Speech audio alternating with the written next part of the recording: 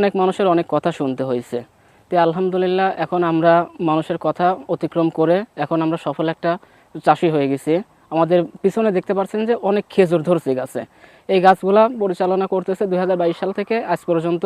আলহামদুলিল্লাহ প্রত্যেকটা গাছে প্রচুর পরিমাণে এখন খেজুর আসছে। কিন্তু আজকে সফল হওয়ার পর অনেকেই কাকার ওই উৎসাহ দেখে আমাদের গ্রামের আরও অনেকেই মনে করেন যে এই গাছগুলো তারা সংরক্ষণ করতেছে এবং তারাও বাগান করার জন্য আগ্রহ প্রকাশ করে। আমার কাছে ভালোই লাগছে, বাগানটা দেখতে অনেক সুন্দর, ফলগুলো বিশেষ করে যেভাবে ধরে আছে খুবই সুন্দর লাগছে দেখতে, আর খেতেও খুব ভালো, মানে একেবারেই খারাপ হয়নি। আমাদের মাটিতে সে অনুযায়ী অনেক ভালোই হয়েছে, সব মিলিয়ে আর কি আমার কাছে অনেক ভালো লাগছে।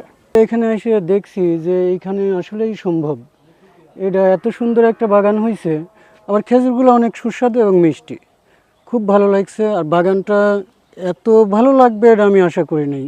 এটা আমি এর আগে এরকম আমি খেজুর বাগান দেখিনি, কোথাও আমি যাইনি। তো আমি একটা কাঁচা খেজুর ট্রাই করছি, বেশ ভালো লাগতেছে। এটা মনে হয় এটা পাকার পরে আরও মিষ্টি হবে।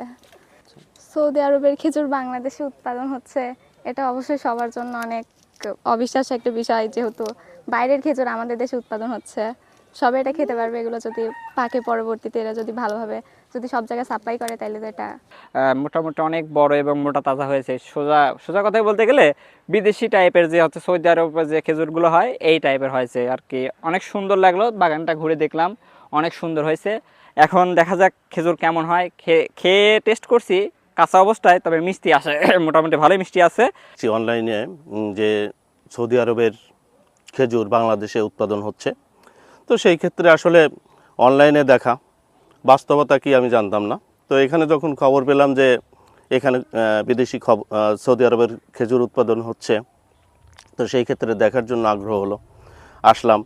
আসার পর বাস্তবেই দেখলাম যে আসলে আমাদের দেশেও সৌদি আরবের খেজুর উৎপাদন সম্ভব। এবং সবচেয়ে বড় ব্যাপার হচ্ছে আমি যখন খেলাম তখন দেখলাম মিষ্টি, এই খেজুরগুলো কাঁচাই মিষ্টি, সেটা আমার ভালো লাগছে। তা আসলে বাস্তবতার নিরিখে যেটা বলতে হয় সেটা হচ্ছে আমাদের দেশের এই যে যারা উদ্যোক্তা, এদেরকে যদি সরকার সহযোগিতা করে, এই উৎপাদন খাতে সহযোগিতা করে বিভিন্নভাবে, তাহলে এরা উৎসাহিত হবে, আরও এই খেজুর বাগানগুলো আরও বড় হবে এবং বিভিন্ন জন এটা করতে আগ্রহী হবে। ফল ভান্ডার থেকে কাঁচা খেজুর কিনছিলাম। ওই কাঁচা খেজুর কেনার পরে কাঁচা খেজুর খাওয়ার থেকেই আর কি আমার মানে ছিল যে একটা বাগান করব কাঁচা খেজুর খাওয়ার জন্য।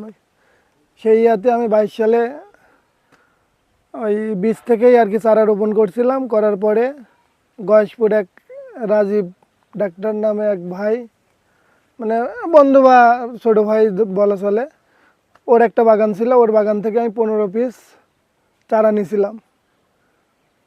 চারা নিয়ে শুরু করি, পরে হচ্ছে হতে হতে আমার এই পর্যায়ে 22 সালে রোপণ করার পরে ওই বড় 4টে গাছে আমার ফল ছিল অল্প কিছু। তারপরে 24 সালে ছিল, 25 সালে ছিল, আর 26 সালে তো সবাই দেখতেই পাচ্ছেন। 26 সালে মাশাআল্লাহ অনেক আল্লাহ ফল দিছে।